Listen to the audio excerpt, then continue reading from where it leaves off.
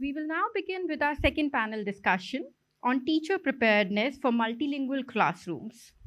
This session will be moderated by Ms. Sarah Rogerson, Director English Program, South Asia and East Asia, British Council. Let's welcome our panelists. Professor Dr. Jacopo, Professor of Multilingualism and Second Language Acquisition, Goethe University, Frankfurt.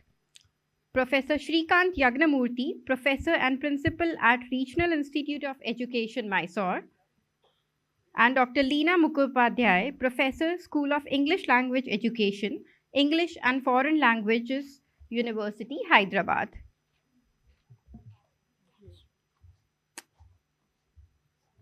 Welcome to this panel session, which is about teacher preparedness for multilingual classrooms in South Asia.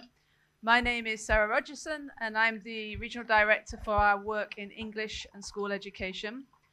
We're going to try and keep this panel short and punchy, because I'm sure there are lots of rumbling tummies in the room and people ready for their lunch. So we'll try and speak for about 20 minutes or so, and then we'll leave time for you to ask any questions that you may have. So multilingual classrooms in South Asia and India is obviously a big topic of discussion. We've spent a lot of time this morning hearing from various speakers about it. And it's clear that across the region, classrooms are filled with students who speak multiple languages at home, at school, in their communities, and everywhere really. So what we're going to do today is look at how teachers can be better prepared, better equipped to support students who are learning in multiple languages.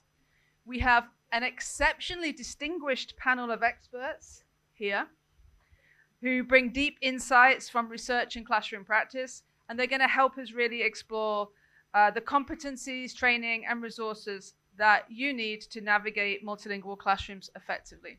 So I'm going to hand over to each of our guests to ask them to introduce themselves, and then we'll move over to the questions. So we'll start with Professor Jacopo Torregrossa.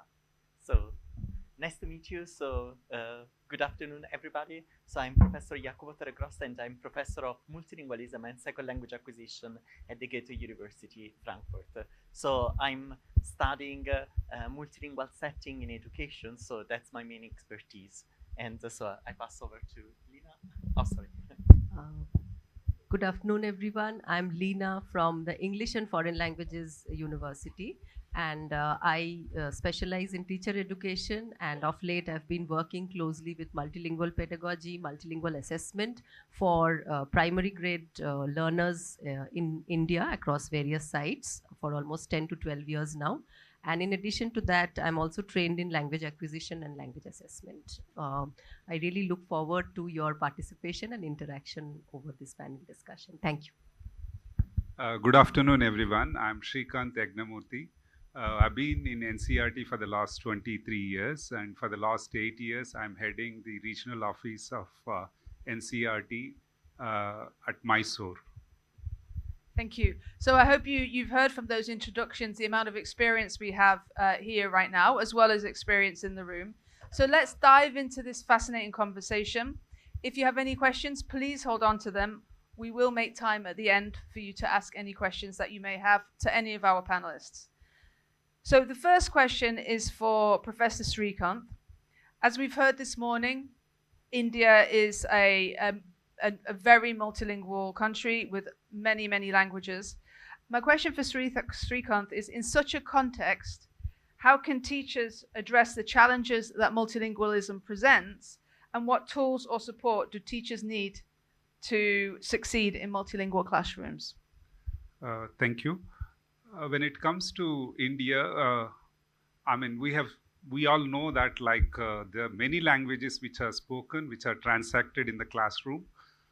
And let me start by giving my own example. My mother tongue is Telugu, because I'm from Andhra Pradesh, but my mother's mother tongue is Kannada. So because my mother hailed from Karnataka, and there was a generational change, and this took some time. But whereas right now, what we see is that there is an intense migration from one place to other. Like in Kerala, you have people coming from more than 21 places in places like Ernakulam.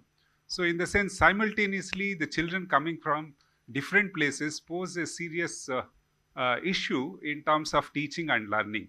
What are we interested in basically? Because language is not a problem, but coping up with language and teaching them to the children and ensuring that they achieve the learning outcomes expected at each stage of learning. So that's something very challenging.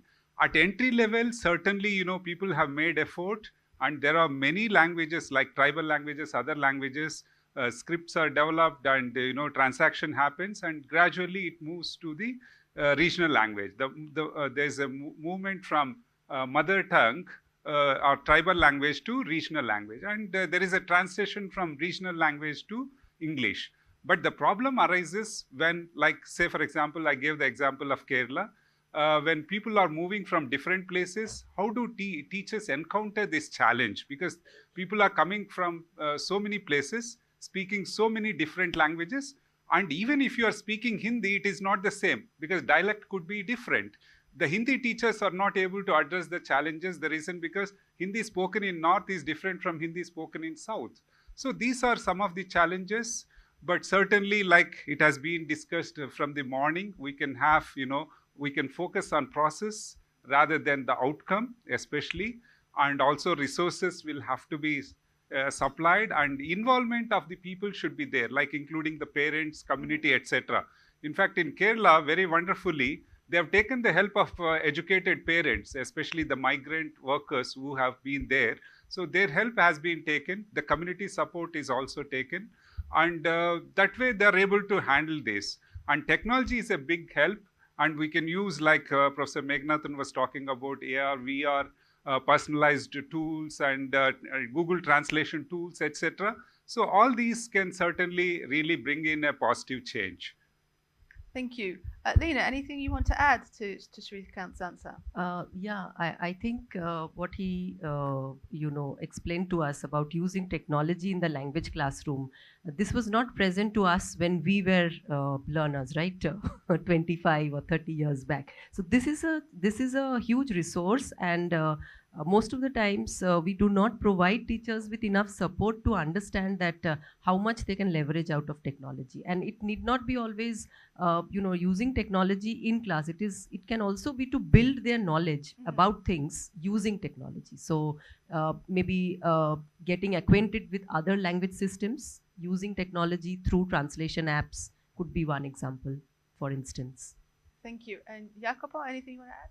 Yeah, thank you very much. So these points are really interesting because one of the factors that might refrain teachers actually to use multilingualism in the classroom is the fact that they say, but I don't master the language of the children, so I don't master all these languages. How could I do this? And these are exactly the instruments, the tools we should use in order to do this. Thank you. Thank you. I think the issue related to technology is a really important one, and we've heard a lot about it this morning, and how it's not the means to an end, but a way to support teachers. I was just wondering, from the people in the room, if you could just raise your hand if you regularly use technology in your classroom, so I could see how common. Wow. So that's, I'd say, more than half. Any mathematicians? So that's a lot of teachers. And I remember when I started teaching, and I do like to think of myself as young, but that is an awful lie. Learning to use the overhead projector was quite the challenge for me. And then I remember when the computers came in school and seeing a skip full of old overhead projectors in the bin. And the technology is gonna come and go, right? And as our friend Professor Harry said this morning, is going to be there to support teachers, but it doesn't have to be technology, that innovation that we're talking about. So moving on a little bit to the challenges that multilingualism can present. Clearly, it also presents opportunities. I don't want to come from an overly negative point of view. I think there are more opportunities than challenges, and some of the solutions to those challenges.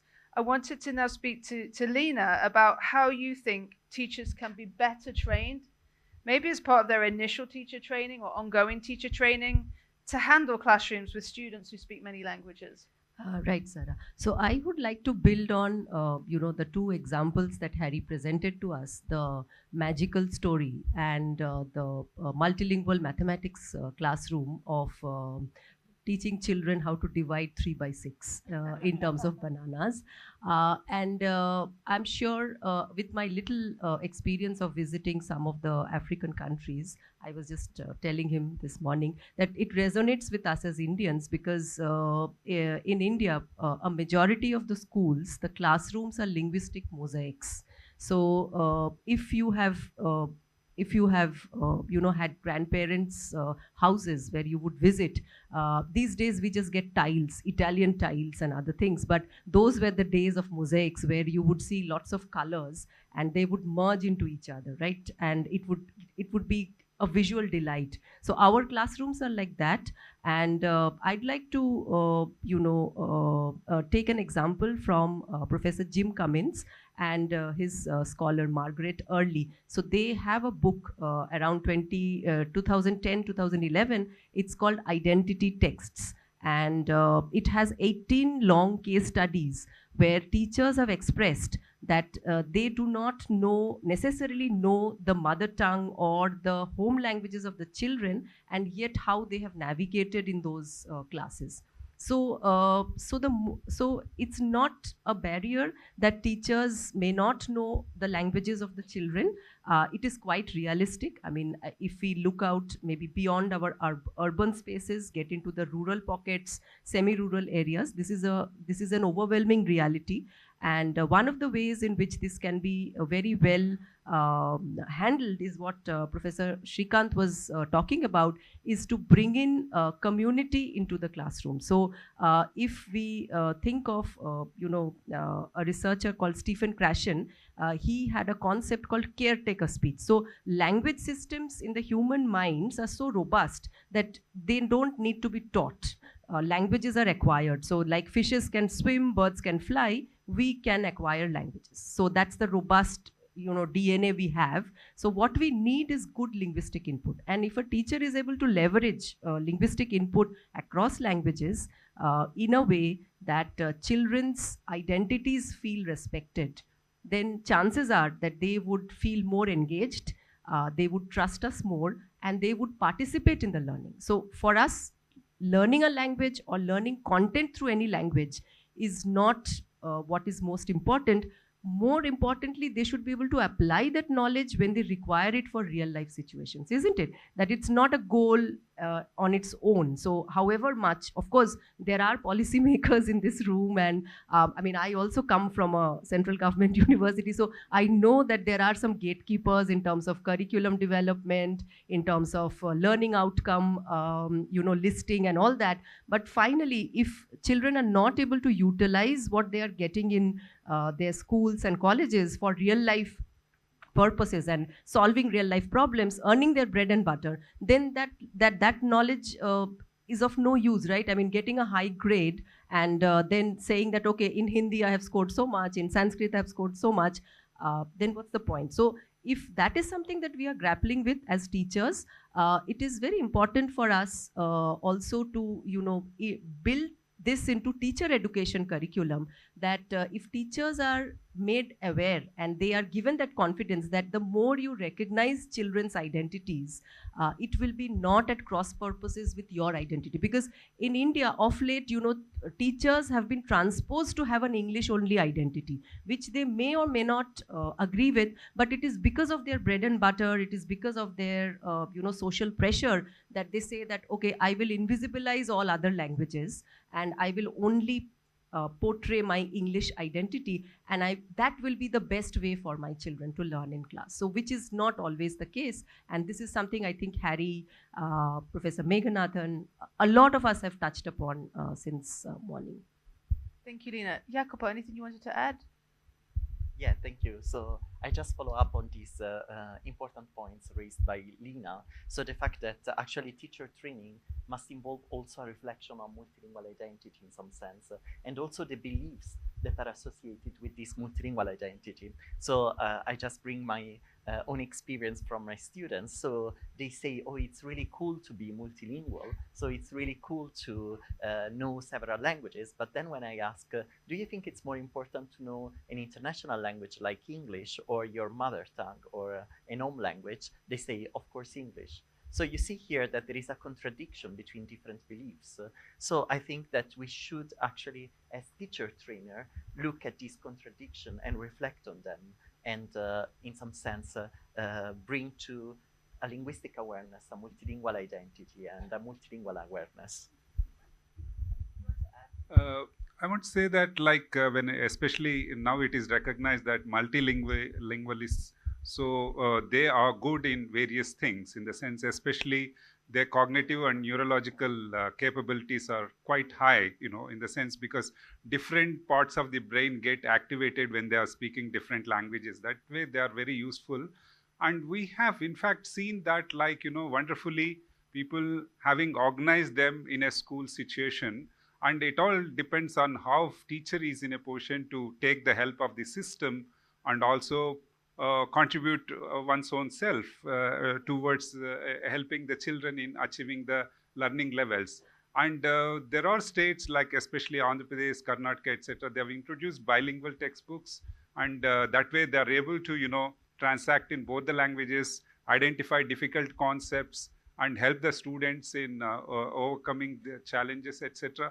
And also, not only that, even tribal languages have also been introduced at the early stages, because they feel pride, in reading the text, and also, playing to the tunes of the dances and all that. So that really helps them in, taking pride in what they are and moving forward. So that really, is an opportunity. So multilingualism should not be considered as a threat. It should be considered as an opportunity. And even, if we give a good beginning, certainly they will move forward. This is what happened when we have seen the performance levels of children at various stages. From Kannada medium to English medium, when people moved, initially their performance was low, but later they were able to pick up. So this shows that children have inherent capabilities to move forward, but one thing is that we should give them that confidence, we should give them that support, and that will certainly help them. Thank you. I really love all of your points, and I think when we're looking at teacher training, I think what came across to me from you is that focus on self-reflection as a teacher and your own identity as in the classroom, and also what Jacopo said really about making sure that in teacher training there are some aspects of multilingual strategies, or at least an acknowledgement of what happens in the classroom, to enable teachers to then reflect on their own performance. I know when I used to teach, which was a long time ago, in 1999, I taught in Taiwan, and the one sentence that you heard most at the school, much to my shame now, is no Chinese, because it was a very monolingual classroom, and that erases people's identity and erases people's culture. But I didn't know that as a 20-year-old something teaching. But now I think as we're learning more about these things, it's really important to understand the impact on a person's identity. And I think that came across really strongly from Lina. So I think a lot of people in the room are teachers. Can you raise your hand if you're a teacher? Okay, so we have a lot of teachers. Can you do you feel that a teacher has a very busy job? Is it easy job, busy job, long holidays? No? No, it's one of the hardest jobs going, right? And I know that I think as we've been watching the conference today, I've been reflecting on the fact that you're teachers, you're humans, you might be parents, you've got families to look after, you've got maybe health issues, or people with health issues, and all of that comes to the classroom and to you as a human being. So as incredibly busy people, I've got a question for our very busy Jacopo. I want to know what you think the impact, if there is any, of multilingual classrooms has on a teacher's workload, and what strategies our friends here can take to help them manage their time more effectively?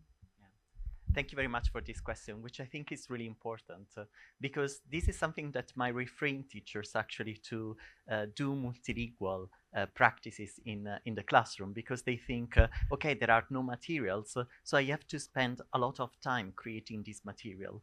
And of course, in the first phases of this implementation, this might be challenging in some sense because we have to create these materials, right? So this is the first step. And this might be challenging because actually in the first phase, children could be also hesitant with respect to the use of their home languages, for example, in the classroom, because in the classroom we establish certain hierarchies of languages, so they don't feel so confident to use their own language. So this is the first step, and I can make an example. So in the first phases, we try to develop these multilingual materials and we search for different languages. So in Germany, we have like multilingual classrooms with different languages. So I remember that I did an activity, for example, on metaphor comprehension in text. And we were searching for different sayings in different languages. So it was like Hindi, it was Arabic, it was Turkish, because of course we didn't know if the children wanted to use this. But I have good news there. So the first good news is actually that with time, the child feels confident and the child becomes the expert in the language. So this means actually that this use of multilingual resources during teaching is actually useful because the teacher develops some intuitions where it is useful to bring in some multilingual elements, so you don't have to plan a lot ahead in some sense, and the child gets autonomous. And we see this, for example, in peer group discussions. So the children actually start to interact in different languages according to their peers. So, for example, we read a text in classroom and then they discuss this text in another language. And they do this spontaneously. So the children with time becomes agent. And during this peer group discussion, for example, the teacher has a secondary role. So you see that the burden there, it's a bit reduced. So this is the first good news, that children actually improve in their autonomy. And then our actually duty as teachers is just to lead the child to form concepts, to build this knowledge via this complex language background. And the second good news is the fact that what we would like to create also within our projects is a network of teachers that can share materials. So what we are doing also in this multi-ed teacher ed project is actually to create templates for didactic units in which we indicate specifically where it is useful to bring these multilingual elements. And this is a template that could be adapted to every language. And this is useful. So the idea is that at the beginning it could be challenging because we have to change our mindset in some sense, but it's worth because we improve learning and we improve also children's well-being, as was said also in the sessions today. Thank you. Srikanth, have you got anything you want to add?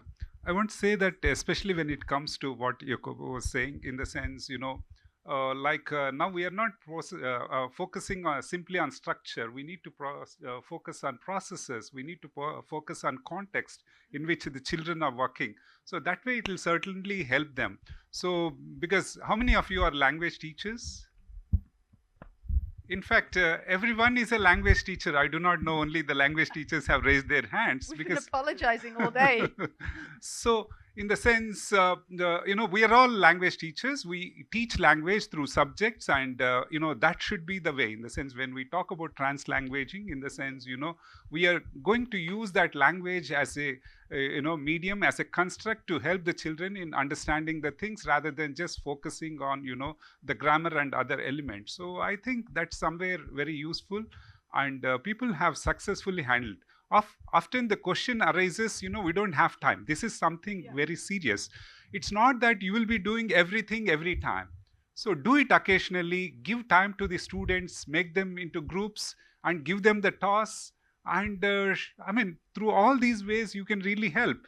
We always believe in didactic teaching learning, and as opposed to that, we should involve the children and give them the responsibility during the class hours and beyond the class hours, so that they are in a position to understand the things better. I think that will help. Thank you.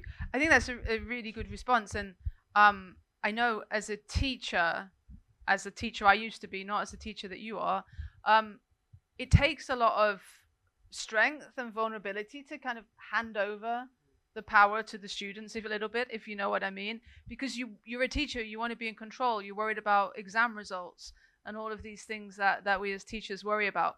But I think doing what you suggest, Srikanth, and giving the children or students a little bit of that power is probably more pedagogically effective for them, if not a little bit difficult for some people to get their heads around. Anything you want to add, Lena? Yeah.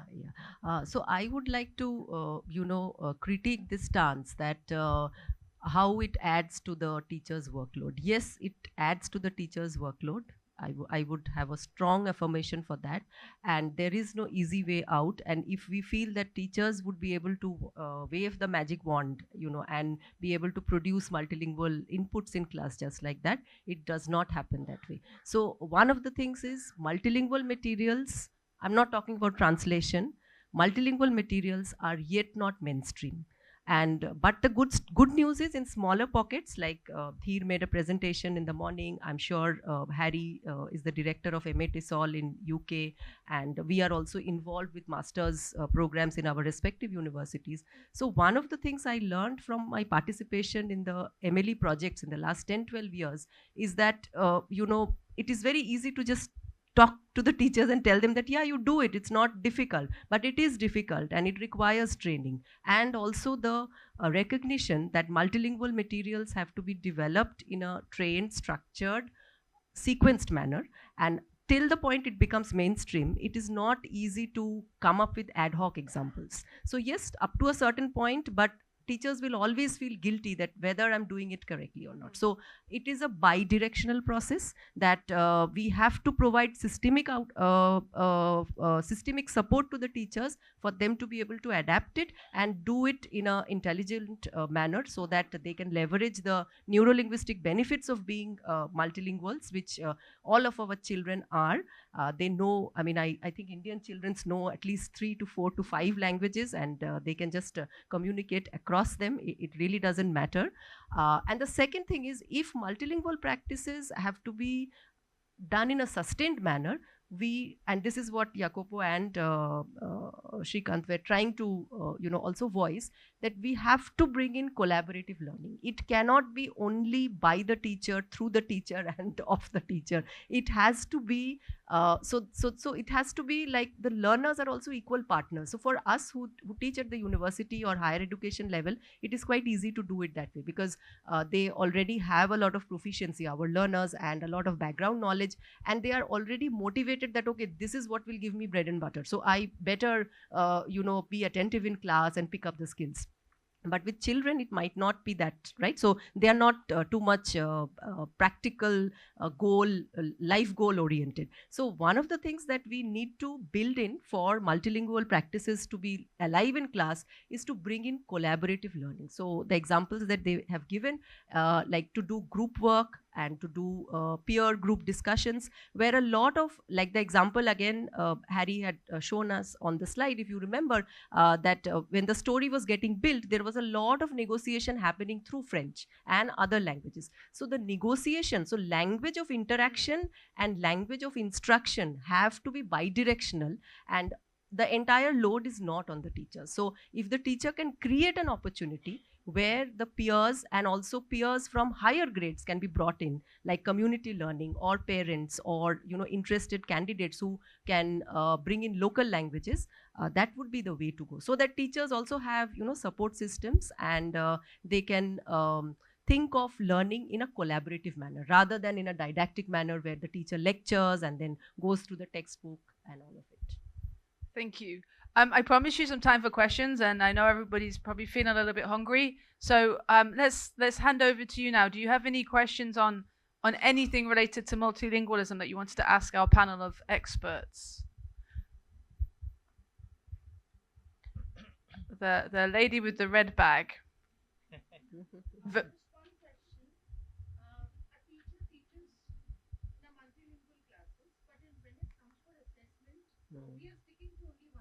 Yeah. Great question.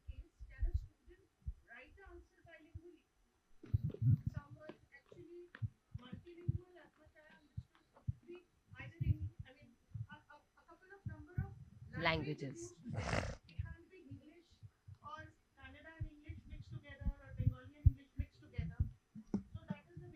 When we assess a student, when the student writes the answer, can that be multilingual, or it has to be as per the medium of instruction to which whichever state they belong to?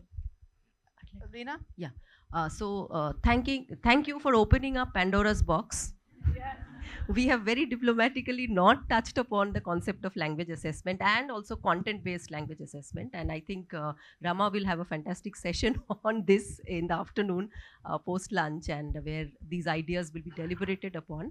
Again, unless and until systemically it is recognized that bilingual or multilingual responses can be accepted, it is not the onus on teachers to accept or reject such responses, because we do not have any other way of recognizing learner performance or children's performance than monolingual performance, right? So and most of our assessment is biased towards written form of assessment, so we do not even bring in oral assessment. But there are issues of validity and practicality involved in that so teachers need to be trained, and a lot of resources have to be used for spoken performance or oral performances to be used in a formal manner for grading, certification, etc., etc. But teachers have a lot of agentive role to play if they take up teacher-led assessments in a serious way. So there you have the freedom to let your children explore languages in the way they can. And of course, you need to have a goal that, okay, if they are using responses in multiple languages, I need to make it transformative by giving them feedback that, okay, this is where you have reached. Now try and do it in the medium of instruction, because that is what would be expected of you. But it is okay to express your understanding, your comprehension in the languages that you can. It is okay to negotiate and feel free about it, and not feel that you have to go silent because you do not have proficiency in that language. I have something to say, in the sense whether you are doing process assessment or outcome assessment, that's important. If you are doing process assessment, certainly you can assess in spite of whatever it is the student has written. I'll just very briefly give you an example. I was in one of the board's evaluation of answer scripts analysis, and there somebody has written, a student. The question was why Sangai deer does not get shelter during the rainy season. This was the question. The answer was just one word, deforestation, and somebody has written because of cutting and felling of trees. So this was crossed and not given any mark. So that is the kind of rigidity that we have in the system. It's not only other languages, in the same language also, as per whatever CBSE norms, we expect the same standard answer response. I think we need to be flexible. We need to understand that ultimately what matters is learning and not just perfection in the language that you can see at a later stage. In fact, expressing content in various ways, like through paraphrasing and summarizing, is the best way. It is a very good example of language learning, right? Otherwise, how do we rephrase? How do we paraphrase? Good afternoon, everyone. Yeah, I would like to add upon the same thing, that if our instructions are clear, then we can attain it.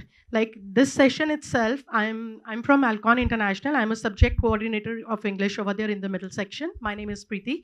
So what we did with class 6, we told them to select any idiom and proverb, and they can have in different languages. Like they have German as well in middle section, they have Sanskrit as well, and Hindi. So in 4 languages, they were supposed to express themselves, selecting any topic and selecting some quotes and idioms or even proverbs of different 4 languages, and present it in a very beautiful manner, because class 6 children, they enjoy creativity and presentation in different manner.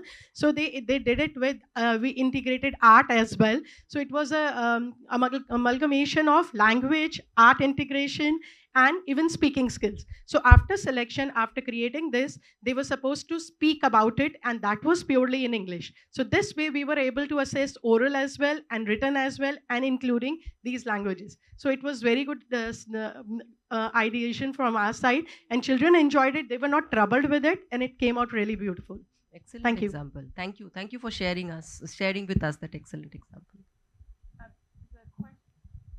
There's a question just here. Thank you for that example. It was lovely to see how all of those languages came together. Yeah, good afternoon, everyone. I'm Pooja Rajput. I just wanted to ask you, we've talked about everything as an educator.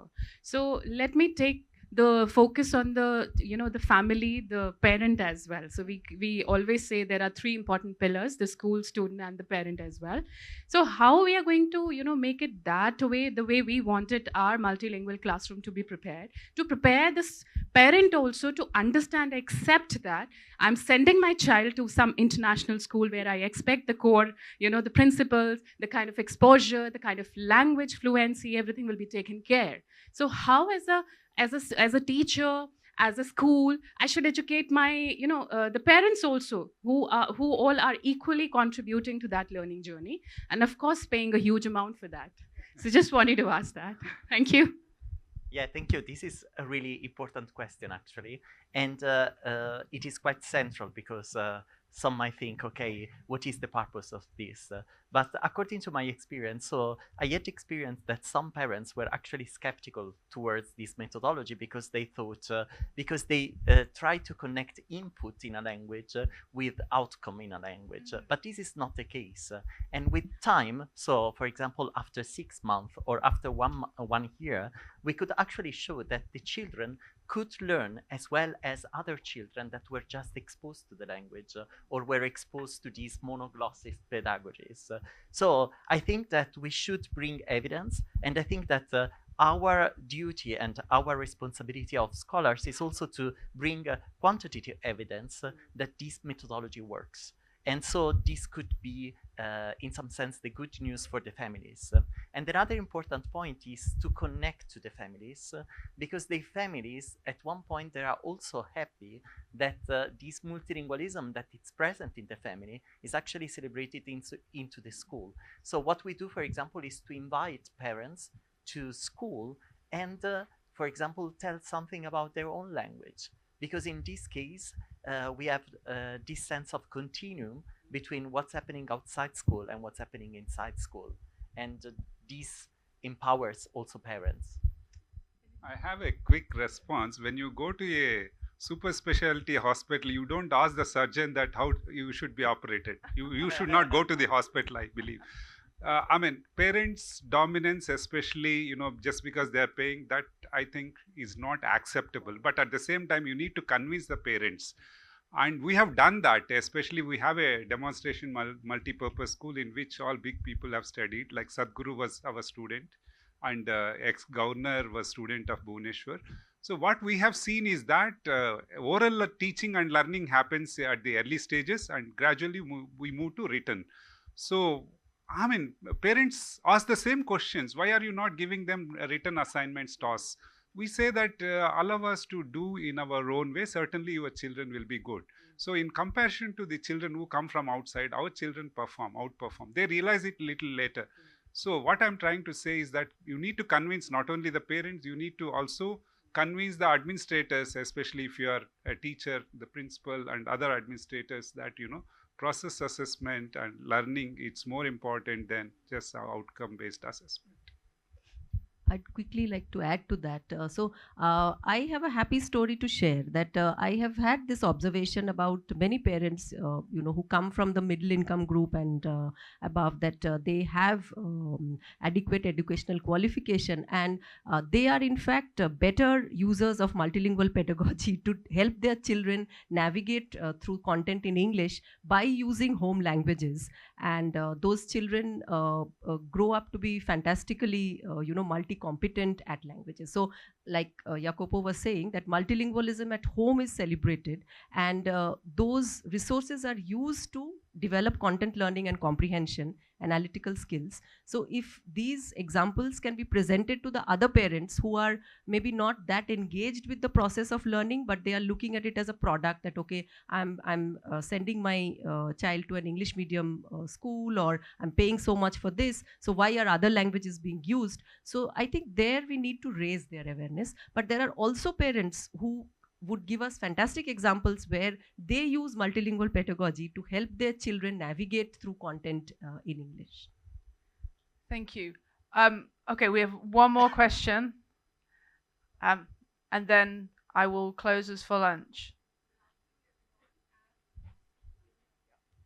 Good afternoon, everyone. Thank you for this wonderful session. Professor Shrikant, sir, you said that multilingualism is not to be seen as a threat, rather it's an opportunity. And I completely resonate with that. Being a language teacher in Tagore International School, my name is Astha. Sir, I have been teaching for almost 12 years now, and since I did my BLEd, it was ingrained in us that you have to be multilingual in the classroom, starting with the bilingual mode. And I personally feel there are many challenges when we take up in the international school, as ma'am just talked about it. But one thread which stems from multilingualism is the exposure to social media these days. When children are bringing multilingual scripts in the class, for example, while checking the answers, I see the spellings of you as only the letter U, as want to as wanna, the slangs are there. So the question is that since they are so much exposed to such slangs and the WhatsApp language or the social media language, but the language used in the school and expected is absolutely different now. So the sync has actually, it's haywire now. So how do we see that? Is it an opportunity for us to absorb that into the system, or is it still a threat? Or do we expect new additions in the Oxford in future to come then? Yeah. Thank you so much. Should I answer? Yeah, please. Yeah, thank you. When newspapers like Times of India, instead of color, C-O-L-O-U-R, they made it C-O-L-O-R, they saved a lot of money, because printing less was always like beneficial economically. In the sense, we need to change with the time, certainly. In the sense, you can give certain group assignments where they would not take technological resource help, and they will do it themselves. In the sense, like technology won't drastically change the things. Certainly, we have to plan, we have to organize many things, and artificial intelligence and all, it will take, again, a very long time to bring about that kind of change. In the sense, human brain can not be still imitated. So in the sense, that way, I think we need to accept the change, but at the same time, give them the toss, which can really create opportunities for them to do on their own something productive, creative, like translanguaging, in the sense, speaking and writing in simultaneously in more than one language and coming out with something new. So that way they can always do that. So let's not object. And like I said, only the board exams matter if the children are reaching the level of 10th or 12th, where you are expected to attain certain standards. Till then, you should be playing with the learning, and you should also preparing them for formal tasks. You wear casuals, you also wear formals. The same way, you should be like doing the casual things, and you should be able to do the formal things also. And as someone who used to work at Oxford, I can say new words are added to the dictionary every year. So you never know. And as someone with two 12-year-olds who use words like alpha, sigma, skibbity toilet, and all these things, I completely empathize with the situation that you have. With that in mind, let's take this conversation to lunch. Thank you, everybody, for your engagement. Can I get a round of applause for our panel?